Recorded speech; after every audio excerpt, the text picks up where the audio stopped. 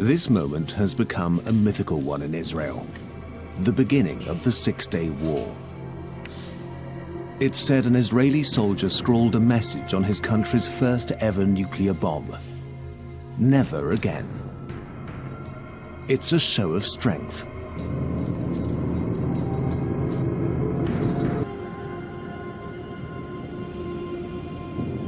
London, the summer of 1986. An informant offers the Sunday Times photos and other proof that Israel possesses a nuclear bomb. The paper's chief investigative reporter, Peter Hunnam, himself a physicist, travels to Australia and meets with the mysterious informant Mordechai Vanunu. It turned out that he'd been a technician working on the production of plutonium, which is quite a complex process. This had been carried out in a building that was underground and which could be so that if anyone visited the place, you wouldn't know it was there. Underground nuclear facilities? For Peter Hunnam, that sounds far-fetched, but after doing some research, he's convinced Mordechai Vanunu is telling the truth. The final reason why we published the story was that we heard from Israel that Shimon Peres had called together all the editors of the papers and said that the Sunday Times was about to publish something serious and they shouldn't publish it. The story is a sensation worldwide. Vanunu reveals Israel has a fully-fledged nuclear weapons program, and it's around that time he meets a woman. He said to me he'd met this woman, and I was very suspicious. He said she was American and that she was a tourist and that there was absolutely no problem. She was not going to cause him any harm. But I said, look, how do you know she isn't an agent for Mossad? I literally said that. Oh, no, I'm sure she isn't. I said, well, you've got to be very careful. A short time later, Vanunu disappears without a trace. After a few weeks, Israel reveals that he's been imprisoned. But how did Israel get hold of him? Vanunu was returning to prison from appearing in Jerusalem District Court, and they used to take him back and forth in a van, which, believe it or not, had open windows. And as he was coming out, he suddenly held his hand up to the window of the van, and on it he had written, I, Mordechai Vanunu, was hijacked in Rome. But what was Vanunu doing in Rome? Peter Hunnam follows his trail. It leads him to a woman who calls herself Cindy. Is she the American tourist? We then embarked on a big investigation into finding out more about Cindy, and we discovered who he'd been sitting with on the flight. We had a name, Cindy Hannin, and I started looking around the world. Hunnam finds the woman in Israel, an American-Israeli dual citizen.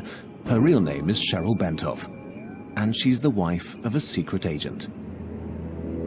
I found out her address in Israel and went and knocked on her door one day.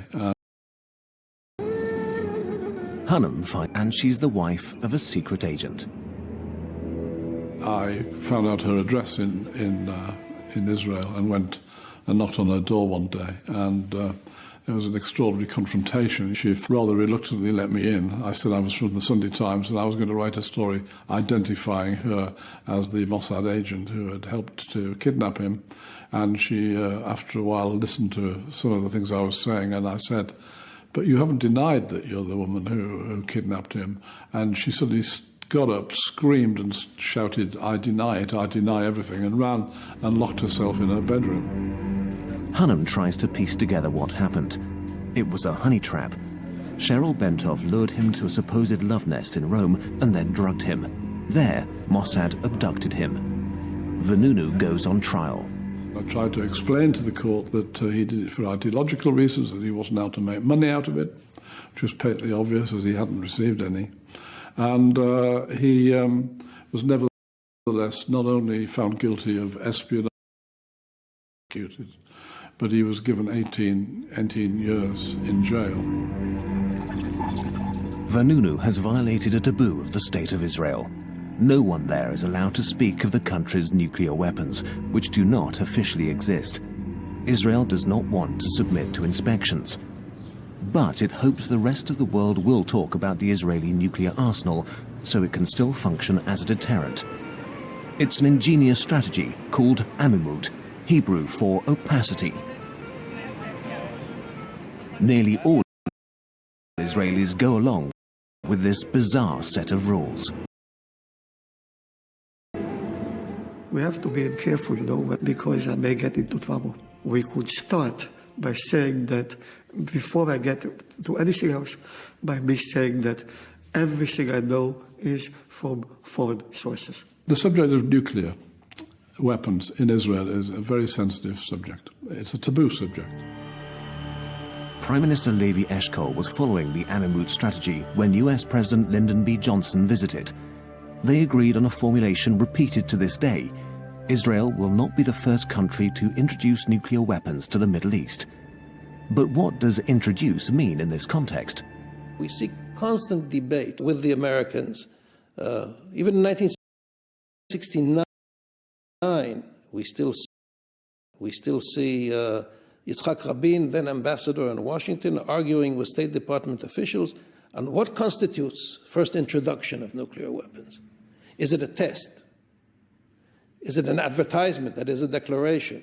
Or is it just the actual possession of the weapons? Johnson and Ben-Gurion's follower, Eshkol, worked out a deal. And the deal was very simple. You Israelis don't tell, and we Americans don't know. Exactly, and Eshkol apparently said it a number of times.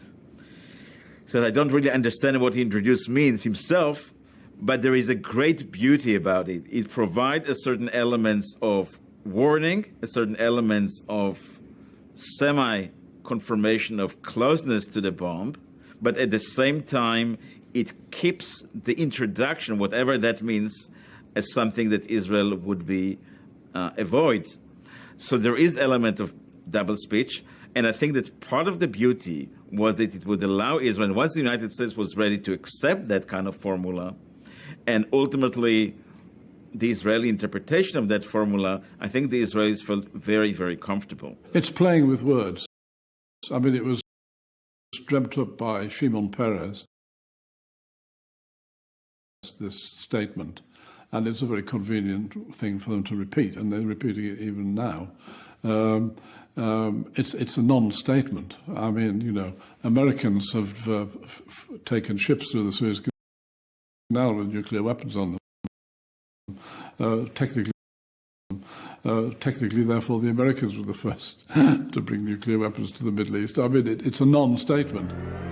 High-ranking politicians, military officials, and other analysts today estimate Israel's nuclear weapons arsenal at between 100 and 400 state-of-the-art atomic warheads and launching systems, including neutron bombs and mini-hydrogen bombs, which could destroy underground bunkers, cruise missiles, which could wipe out entire cities,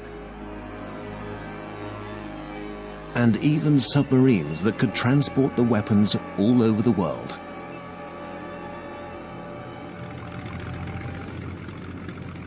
This arsenal is a reaction to the lessons of the Holocaust.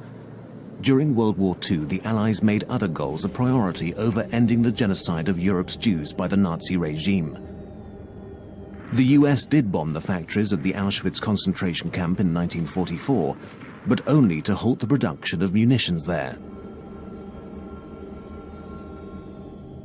The Allies did not heed the desperate calls by Jews around the world to help the victims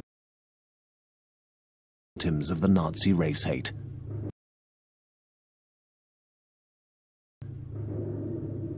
During World War II, Europe's Jews were powerless. Those crimes were so unimaginable that even Zionists in Palestine initially reacted with disbelief. The Holocaust survivors who wanted to emigrate there were foreign to them. We were young Israelis who were able to defend ourselves.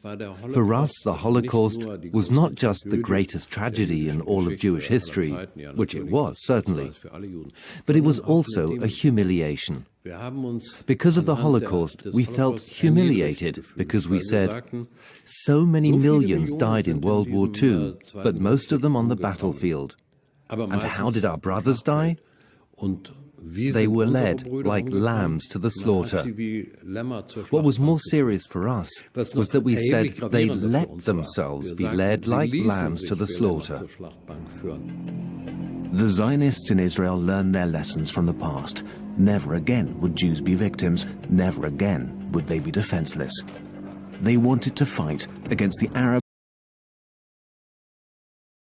and for a country of their own, for life with dignity, as the Zionist visionary Theodor Herzl once imagined it. A further experience influenced the future of the Jewish state, the Manhattan Project, the construction of the world's first nuclear weapon in Los Alamos, New Mexico.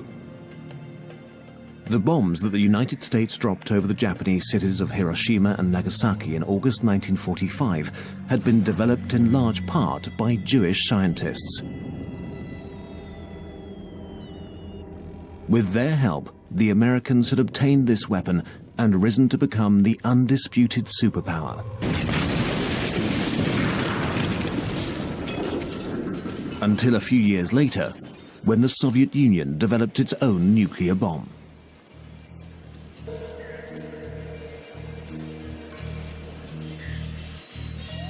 In 1948, the Zionists reached their goal, under the leadership of the first Prime Minister of Israel, David Ben-Gurion. The Jewish state became a reality. But it was by no means the end of a long fight. The violence continued. Israel was born out of war. No means the end of a long fight. The violence continued. Israel was born out of war after the Arabs attacked. The attitude was that Jews could only trust other Jews when it came to their own existence. From the day of its founding, Israel had a lot of enemies. It was clear to Ben-Gurion the Arabs would continue to fight against the new Jewish state.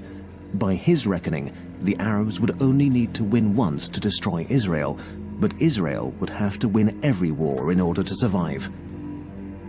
Ben-Gurion knew a nuclear bomb could turn the tide. In 1948, that goal was still out of reach, but the Prime Minister would pursue it by any means possible. Ben-Gurion has two allies who share his vision. Ernst David Bergman, a brilliant chemist who fled Nazi Germany, and Shimon Peres, who still influences Israeli politics to this day. They share the conviction that the bomb can be built. They want Israel's talented scientists to help ensure the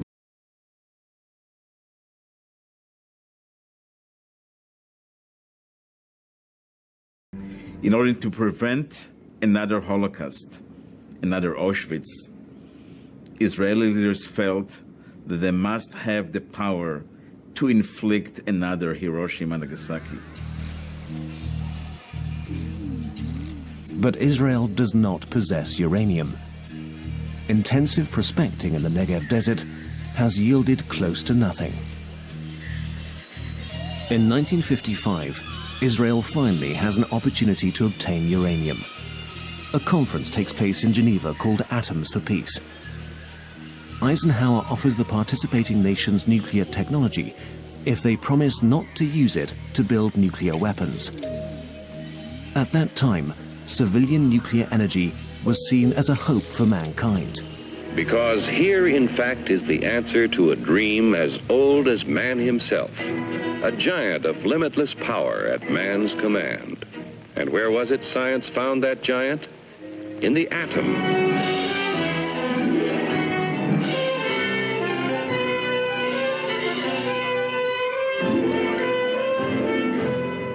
Israel signed on to the Atom for Peace and bought a reactor, was purchasing the reactor from the United States. What's going to be the Nachal Sorek reactor, the small reactor. And already Israeli scientists from documents that we have, started to explore the possibility of whether that kind of start can be used to create an option with military implications. But the research reactor at Nahal Sorek proves unsuitable for the production of plutonium. It's a bitter disappointment for the Israelis.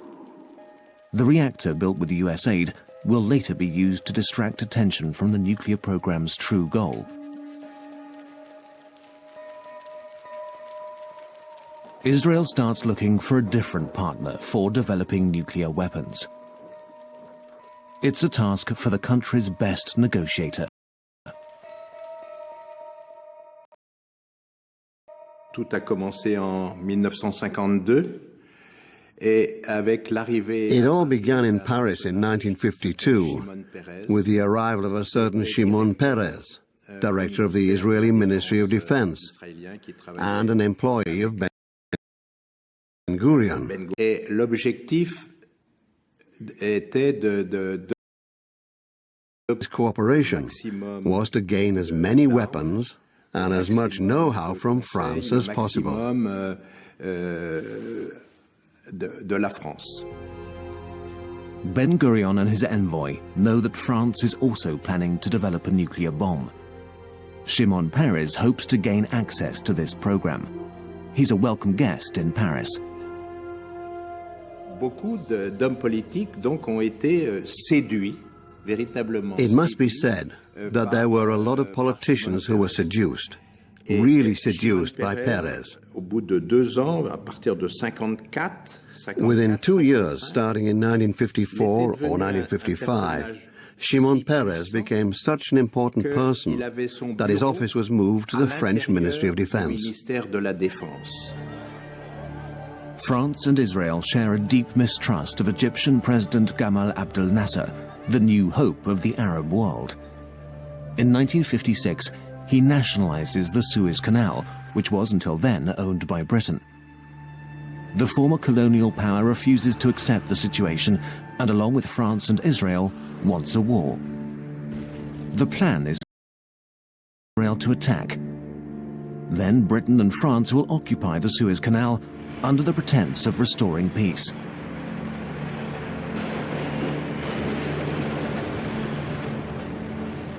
(1956) saw the collusion between Israel, France, and England. It was a conspiracy.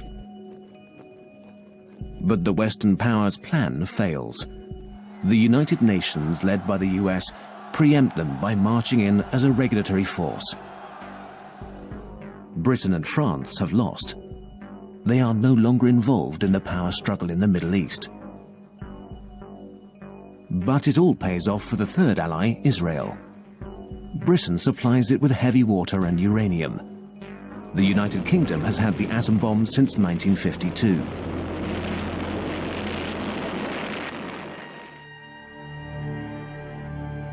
And France helps Israel build a nuclear plant in the Negev desert. It will help the country get weapons-grade plutonium.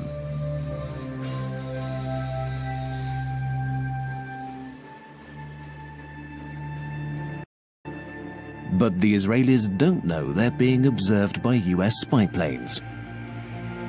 Near Beersheba, in an open area, in a desert area, all of a sudden we see them pouring a lot of concrete. I made the first briefing board, and they labeled it Beersheba, possible nuclear installation under construction. And my boss took it to brief Eisenhower, and Eisenhower, after Lundahl briefed him, he just pushed it aside. The reconnaissance photos surprise Brugioni. They show facilities similar to ones he's seen in aerial shots from France, where the US is also using spy planes. All of a sudden, the reactor at Dimona, we renamed the place Dimona, it started taking on the same characteristics as the reactor at Mercoul. So I made a twofold briefing board. On one side, it opened up. On one side was French Mercoul photographs, and on this side was the Israelis. And proof without a doubt that the French had some connection with the Dimona installation. So Lundahl took it over to brief President Eisenhower, and President Eisenhower again pushed it aside. The CIA wants to find out more, so it sends